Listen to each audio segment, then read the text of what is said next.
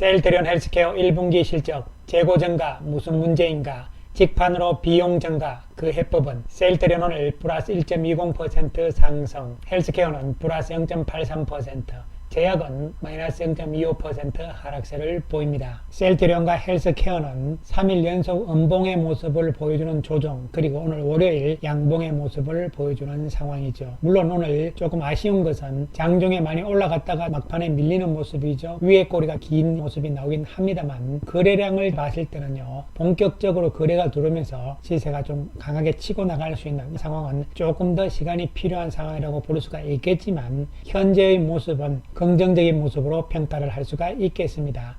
셀트리온 제약 역시 1분기 실적이 괜찮아요. 여기서 바닥을 좀 다지는 국면으로 해석을 할 수가 있겠습니다. 어쨌든 거래가 다시 증가하는 모습이 나오면서 이 앞에 있는 고점 돌파 이런 부분들이 나와야만 셀트리온도 그렇고 헬스케어도 그렇고요, 본격적인 상승의 출발이다 이렇게 볼 수가 있고, 아직까지는 준비 과정에 있다고 평가를 할 수가 있겠습니다. 오늘 이 시간에는 헬스케어가 1분기 실적을 발표를 했잖아요. 각 증권사들의 평가를 한번 살펴보고요, 재고가 다시 증가했다, 그리고 비용이 또 늘었다, 이 두 가지 문제에 대해서 이야기를 해보기로 하겠습니다.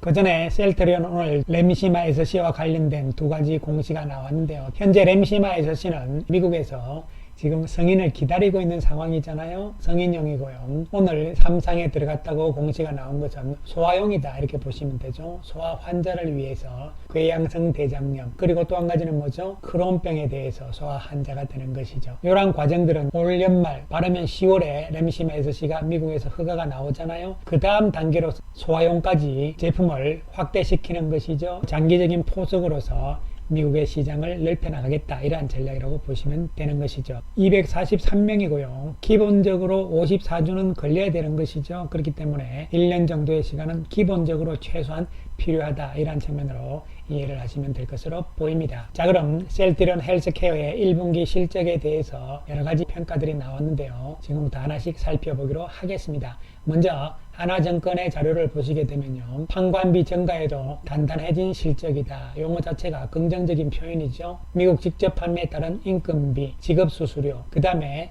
운송비, 광고 선전비 등 판매 관리비가 증가를 했기 때문에 영업이익이 조금 줄어들었다, 이런 이야기죠. 즉 다시 말씀드리면은 컨센서스에 비해서 매출액은 소폭 줄어들었습니다만요, 거의 뭐 비슷하니까 부합했다고 볼 수가 있는 것이고, 영업이익은 컨센서스보다 조금 작은 수치였잖아요. 이에 대해서 결국은 비용 증가, 특히 판매 관리, 판관비 쪽의 비용 증가였다, 이렇게 보는데, 이것은 결론적으로 미국 직판 체계를 만들기 위한 과정에서 들어간 비용이다, 이렇게 생각하시면 되는 것이죠. 그 다음에 교보증권과 유안타증권인데요, 교보증권에서도 긍정적인 평가를 해놓고 있는 상황인데요, 일단 재고자산이 1928억 정도 증가한 상황이다. 그 이유는 램시마 SC의 재고가 증가를 했기 때문에 그런 것이기 때문에, 이 재고가 늘어나는 것에 대해서는 더 이상 우리가 트라우마를 가지실 필요가 없습니다. 지금부터는 램시마 SC도 유플라이마도 마찬가지고, 재고가 자꾸 늘면 늘을수록 어떻다는 이야기죠? 좋다는 이야기입니다. 그 이야기는 장사가 잘 되고 있기 때문에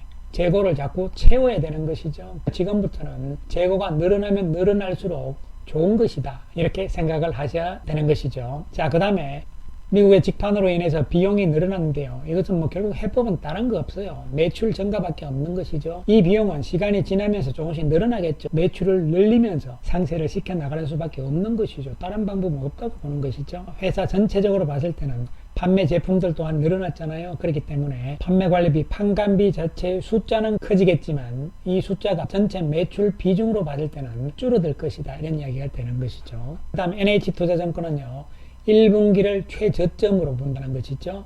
앞으로 지속적인 매출 상승이 전망이 되고 있고, NH투자증권은 목표 가격도 올렸죠. 8만원에서 9만원으로 올렸습니다. 지난 분기에 대비해서 매출액이 줄었으나 1분기에 매출 총이익은 최대치를 달성을 했고요. 유럽 쪽의 램시마와 램시마 SC 시장 점유율이 확대되고 있고, 하반기로 갈수록 매출 확대를 기대하면서 선진국 집판 준비는 그룹의 큰 힘이 될 것이다, 이렇게 결론을 내리고 있는 것이죠. 그 다음에 유진투자증권 역시 미국 직판 때문에 비용이 늘어났다. 그러나 유플라이마 및 램시마 SC 직접 판매를 통한 성장이 펀더멘탈 레벨업을 견인할 것이다. 이 이야기는 뭐냐면은 지금까지의 실적, 영업이익 이런 부분들이 이번에 완전히 레벨업, 단계가 한 단계 올라간다는 얘기 때문에 차원이 좀 달라질 수 있을 것이다. 이런 긍정적인 전망으로 해석을 하시면 되겠습니다. 그 다음에 SK증권의 자료를 보시게 되면요. 특히 7월 달에 유플라이마 출시가 되잖아요. 유플라이마는 일단 셀트리온이 경쟁력이 있다는 이야기가 되는 것이죠. 특히 보험등재 리스트에 포함이 되기 위해서는요. 그 조건이죠. 첫 번째 가격, 안정적인 공급, 그리고 파이프라인이 지목이 되는데 이 사실 세 가지 다 문제 없다고 볼 수가 있는 것이죠. 그 외에 KB투자증권에서는요. 역시 목표 가격을 8만원에서 9만원으로 올렸고요. 자, 그 다음에 실적 발표가 되고 나면은요. Q&A가 상당히 중요합니다. 첫 번째 내용을 보시면요. 램시마의 원가 경쟁력 효과가 실적에서 확인되는 시간이 좀 더디다. 그 이유는 뭐냐? 왜? 그 얘기는 램시마가 수율, 즉 다시 말씀드리면 생산성을 높인 것이죠. 그래서 원가를 낮췄단 말이죠. 그러면 이것이 빨리빨리 재무제표에 반영이 되면서 영업이익이 늘어나야 되는데 왜 그렇지 않느냐 이런 이야기잖아요. 이에 대해서 램시마의 1차 원가 개선 완료를 했고 2차 진행 중이죠. 여기서 여러분 바이오 시밀러 산업의 중요한 특성 중에 하나가 뭐냐면요. 기존 제품들, 즉 오리지널 말고요. 바이오 시밀러의 퍼스트 모버 기존 제품들은요. 시간이 지나면 지날수록 뭘 해야 되냐면요. 원가를 낮추는 작업을 계속 해야 됩니다. 그러면서 소위 말하는 TI 생산 수율을 계속적으로 낮춰나가야 되는 것이거든요.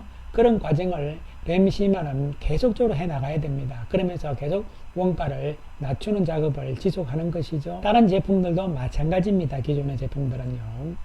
다만 반영되는 원가는 평균 원가잖아요. 그러니까 옛날에 들어왔던 재고도 반영을 해야 되기 때문에 그런 것이죠. 이것은 다른 트룩시마, 허주마도 마찬가지다 이렇게 이야기를 하는 것이고요.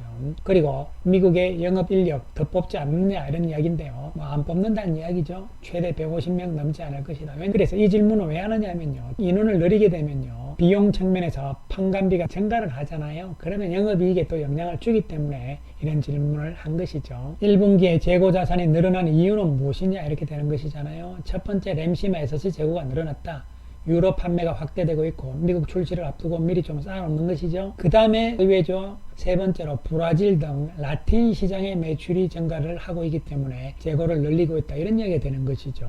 그리고 유럽에서는 프랑스, 독일은 계속 좋아지고 영국하고 이태리가 지금 조금 부진하거든요. 그런데 시간이 지날수록 영국과 이탈리아도 좋아질 것이다. 이런 전망이 되는 것이죠. 그래서 시의 재고를 증가시키고 있는 것은 잘하는 것이죠. 재고가 늘어나면 늘어날수록 좋은 것이라고 생각을 하셔야 된다. 그렇습니다. 그 다음 질문 내용은요. 진단 키트인데요. 3분기 정도부터는 이제 거의 매출은 없어질 것이다. 이런 이야기가 되는 것이고요. 그리고 중요한 유플라이마에 대한 질문을 했죠. 올해 23년에는 유플라이마의 매출에 대해서는 뭐 별로 기대 안 하는 것이죠. 그렇지만 셀트리온 헬스케어가 내부적인 목표가 있느냐 이런 질문이 되는 것이죠. 고농도 제품 가운데서 경쟁을 해야 되는데 일단 세계 제품으로 경쟁이 지금 될 것이다. 그 다음에 PBM 이것은 중요한 것이죠. 리베이트와 관련되는 것이기 때문에 보험회사들의 선호제품 등재와도 중요한 연관성이 있는 이 PBM들이 의사결정하는 근거는요. 세 가지죠. 가격, 리베이트, 공급 안정성, 그 다음에 제품의 파이프라인, 제품이 많이 있느냐 이런 이야기가 되는 것이죠. 이에 대해서 셀트리온 헬스케어는 가격은 맞출 수 있고 또한 공급의 안정성도 높다, 맞출 수 있다는 이야기죠. 그 다음 제품도 우리가 면역 질환제들이 많잖아요. 파이프라인도 많기 때문에 다 된다. 따라서 5월에서 6월 사이에 PBM들이 리스팅되는 제품을 정할 것이다. 즉 고농도 3개 제품 가운데서 3개 다 들어갈지 아니면은 이번에 못 들어가고 다음에 들어갈지 뭐 이런 얘기가 되는 것이죠. 그 다음에 공급이나 매출은 3분기부터 바로 가능하다. 7월 달에 출시가 되면은 3분기가 7월이잖아요. 이때부터 매출 가능하다는 얘기고 늦어도 10월부터는 공급이 될 것이다. 2분기 실적 발표 시점이죠. 8월 중순 정도 되면은 대충 알 수 있을 것이다 이런 이야기를 하는 것이고 유플라이마에 대해서는 다음 기회에 다시 한번 상세하게 이야기해보는 시간을 가져보겠습니다. 자, 그 다음에 질문이 보면요. DS, DP를 나누어서 CMO 비중을 어떻게 되는지 이거 뭐 용어가 어려운데요. 어렵게 생각하실 필요 없습니다. DS는 뭐냐면은 원료의약품이죠. 원료의약품은 내재화 80%라는 이야기는 무슨 이야기죠? 셀트리온 쪽에서 거의 다 온다는 이야기잖아요. 그 다음에 20% 정도는 론자라든가 다른 쪽에서 만들고 있는 것이죠. CMO로 활용한다는 것이고요. 그 다음에 DP는 완제품이잖아요. 원료의약품을 받아가지고 바이알 병에 넣든지 아니면은 시린지에 넣든지 펜에 넣든지 넣어가지고 렛대로 붙여가지고 포장해가지고 제품 만들어서 완제품으로 만들어야 되잖아요. 그 완제품인 것을 이제 DP라고 이야기를 하는 거죠. 이것은 CMO 비중이 50% 이상이라는 이야기죠. 즉 다시 말씀드리면 원료 의약품은 80% 이상은 셀트리온에서 받고 나머지 20%는 론자라든가 이런 CMO 쪽에서 받는다는 이야기죠.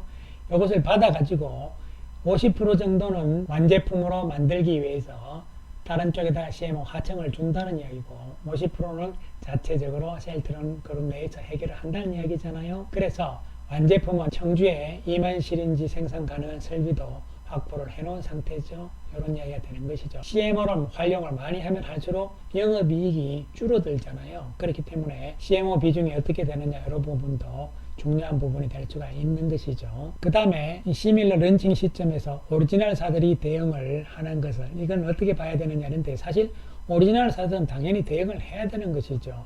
미국 같은 경우에 에버비가 선제적으로 방어 전략을 잘 펼쳐가지고요. 7월달까지 넣어놓은 것이잖아요. 어쨌든 간에. 그 다음에 유플라이마에 대해서 5월 말에 승인이 되잖아요. 그럼 7월 1일날 출시니까 6월달 한 달 동안 뭐 할 거냐 이런 이야기예요.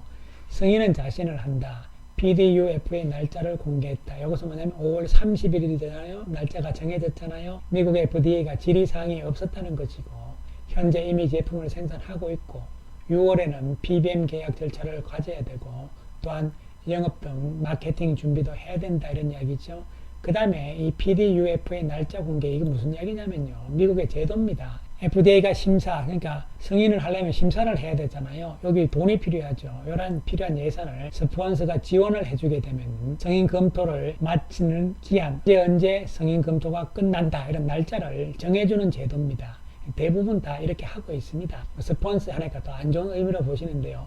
우리나라하고 다르죠. 미국 사회의 구조가 다르기 때문에 이상한 거 전혀 없는 제도죠. 그래서 이번에 5월 3일 말일로 이 날짜를 받았잖아요. 그렇기 때문에 승인은 자신은 당연히 하는 것이죠. 중요한 것은 나온다는 것이고 7월 달에 출시가 된다는 것이죠. 그 다음에 휴미라의 도매상 재고 확보할 때 동사의 매출 인식 시점과 재고는 얼마나 확보하게 되는지 이런 부분인데요. 비밀이죠. 매출 인식 시점은 도매상을 통해서 나가는 시점이다. 이렇게 얘기를 하는 것이죠. 그 다음에 10번째는요. 암젠의 매출이 잘 안 나오는데 이거 에버비가 무슨 전략을 펼치기 때문이 아니냐. 그렇다면은 헬스케어는 어떻게 나갈 것이냐 이런 이야기잖아요. 그런데 암젠의 매출이 안 나오는 것은 저농도기 때문에 그런 것이죠. 그 다음에 에버비 입장에서는 당연히 오리지널 사기 때문에 이런 전략을 펼치는 거예요. 자, 그래서 핵심은 두 가지죠. 첫 번째 1분기 실적에서 재고가 늘어난 것은 램시마 SC의 재고 때문인데 이것은 오히려 좋게 봐야 된다. 좋은 것이다. 이런 결론이고요. 두 번째, 비용 측면에서 판매 관리비가 늘어난 것은 이것은 어쩔 수가 없는 것이고요. 해법 역시 제품들이 많아졌기 때문에요. 매출이 늘어나는 수밖에 없는 것이죠. 영업이익의 큰 증가세는 2분기까지는 조금 어렵다고 보는 것이고요. 3분기에 휴미라의 미국 시장 상황 이런 부분들도 봐야 되고 실제적으로는 2024년이 본 게임이라고 볼 수가 있는 것이죠. 자, 증권사별 오늘 데이터들을 정리를 조금 해보게 되면요. 매출액 부분인데요. 분기별로 계속적으로 좀 증가세다 이렇게 볼 수 있는데 특히 4분기에 대한 증가가 클 것이라는 기대감들이 많이 있는 상황이고요.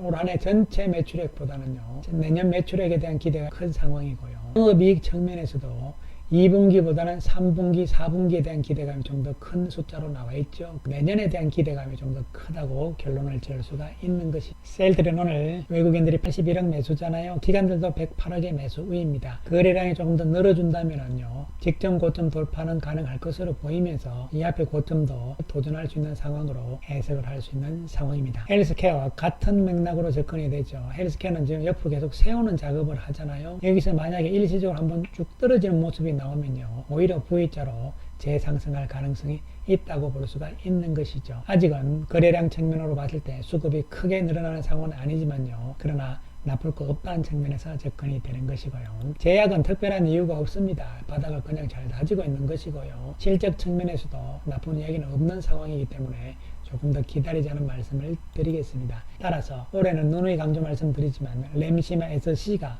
유럽에서 얼만큼 실적이 나오느냐가 중요하고 그리고 직접 판매 체계 확립이 중요한 것이죠. 비용은 좀 든다 하더라도요. 그 다음에 유플라이마가 물론 중요한데요. 7월부터 3분기부터 터지게 되면 이것은 서프라이즈 이런 개념으로 받아들일 수가 있는 것이죠. 어쨌든 지금은 셀트리온 그룹주들은요, 바닥에서 이제 서서히 준비 과정이 마치고요, 장기적인 바닥권에서 탈출하는 초기 시점이라는 사실이 중요한 부분이라고 다시 한번 말씀을 드리겠습니다. 감사합니다.